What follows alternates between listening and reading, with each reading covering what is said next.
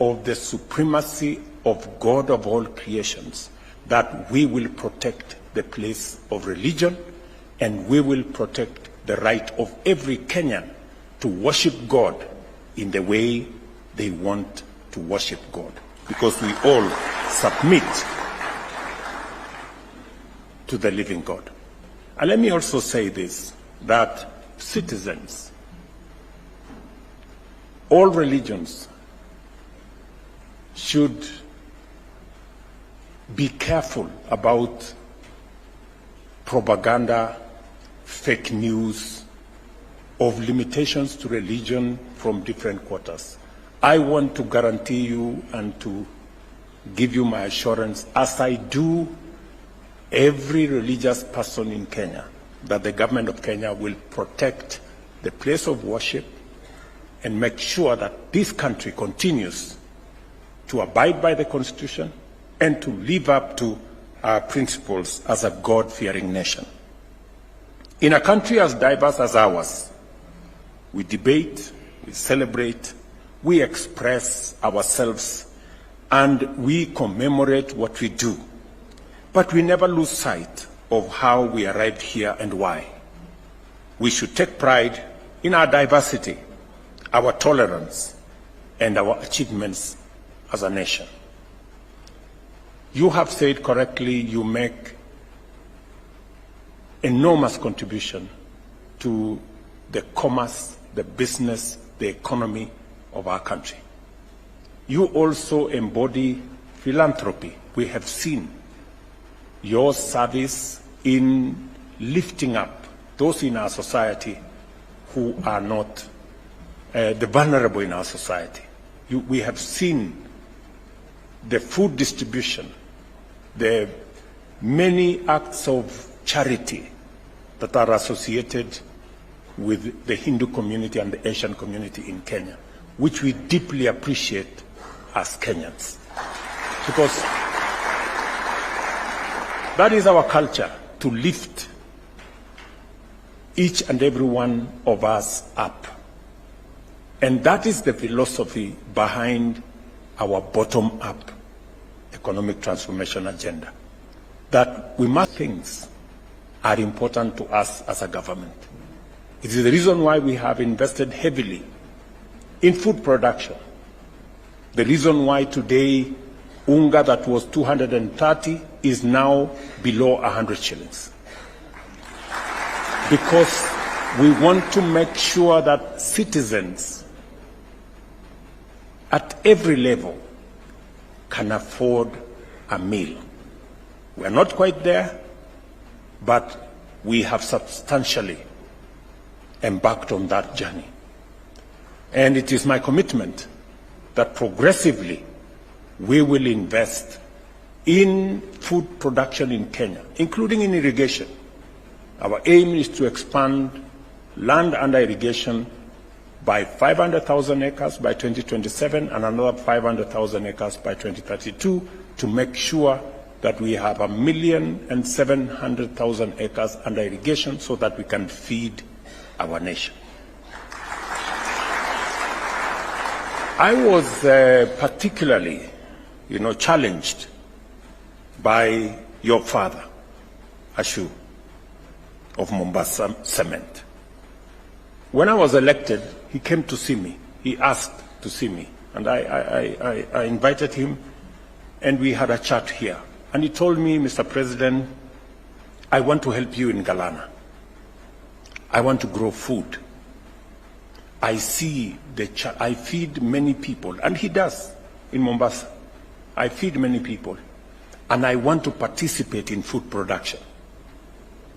So I told him, Ashu, you're most welcome to this space. Please go ahead and participate in food production. You cannot believe what that great Kenyan did. He left my office, went to Galana, and invested, I think, between 3 and 5 billion shillings.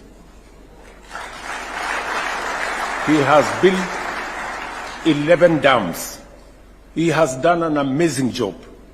So when I got to hear what he had done, And he had no papers. Nobody had given him a piece of paper or a lease. He just went there and said, the president has allowed me to do food production. And he went ahead to do it. So when it was brought to my attention and the enormous job that he had done, I saw a person with passion to change the lives of ordinary people. That he was not even patient to wait for paperwork to be done. He was in a hurry to produce food for the most needy people because he is in that space. I see what he does. So I asked my office now to look for him so that we can regularize irrigation so that the great investment put in place in Galana by this great Kenyan benefits the food production capacities of our nation. That was phenomenal. That speaks to, truly patriotic citizens of our country. Let me also say that as we celebrate Diwali, and as we celebrate what brings us together, what unites us as a nation, and as we think about the future, I was particularly touched by the performance of our children, the children that performed here. You all know that children are a blessing to us as families and as a country. And we must go out of our way to do what we have to do for our children. Invest in their education, invest in their health, invest in their progress. And it is the reason why we are deploying a lot of resources to make sure that our education system is fit for purpose. In the last 2 years, we've hired 56,000 teachers, the highest in Kenya's history. We're going to hire another 20,000 teachers in January because we want to make sure that no child in Kenya is left behind as we educate our children. It is the reason why we developed a new funding model, because our children are that important.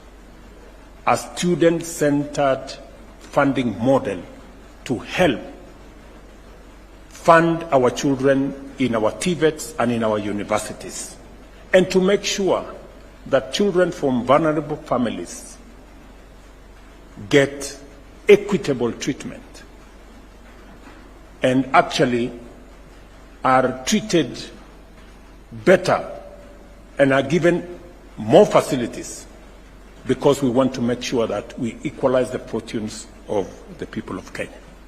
It is also the reason why we have changed the Edu Afya program that was only limited to secondary school children with insurance. We've now expanded that to include all the children, both in primary, in ECD, and all the children of Kenya. They will now be part of an insurance cover system under the UHC program. And it is the reason why we are expanding scope in many other areas to make sure that we carry our children along and we carry the future with us, because they are our future. And I am very proud of how you look after your children. We all, as a society, must mind about what religion can do in forming the character, getting good morals to our children so that we can avoid drug abuse, we can avoid bad character that sometimes undermine our progress as a nation. This is that eventually destroys our children, because If we destroy our children, we have no future, both as a society and as a country. Finally, let me say that I'm very happy that this occasion has come to be. I have many friends. Kenya has great people from the Asian community in Kenya, and they have made significant contribution to the progress of our nation. Finally, let me tell you something I learned from the Asian community. Ordinarily in Kenya, when we go to church, we put on shoes. Nobody asks you to remove shoes. But I went to Rajasthan in 2018, I think. 2018 and 19, I think. 2018. So I went to Rajasthan. And then it was Christmas, and I was in Udaipur. And I was told there is a church in Udaipur. So I went to this church with an Indian pastor. And it was very interesting to see how custom and religion can come together. So when I arrived in this church, then I was deputy president. To go into the church, you have to remove shoes, like it is done in the Hindu religion. So we had to remove our shoes to be able to go into church. And it was humbling and amazing how I saw the community in Udaipur worship God in Hindi, you know, and it was just something else. It's not ordinary. And I invited that, I think it was called Matthews, a pastor there, an Indian gentleman, and he came to Kenya, and we support his church. That's how diversity, you know, diversity of religion, diversity of customs, diversity of what we all believe in. So to all of you, you must believe in your country. You must believe in Kenya. We must be proud of this country, and we must make whatever contributions that we must as a patriot, as people who believe in this great nation called Kenya. Therefore, may these lights guide us towards a future filled with hope, compassion, and unity. I wish each of you a very happy Diwali, filled with peace, prosperity, and joy. And to all those celebrating this joyous occasion, and I have heard from Bimal your request on the issue of having Diwali as a national holiday, I will undertake to subject it to the process of government. The Speaker is here. If it has to happen, it has to go all the way to Parliament. But I want to assure you that we will have made a decision by the next Diwali.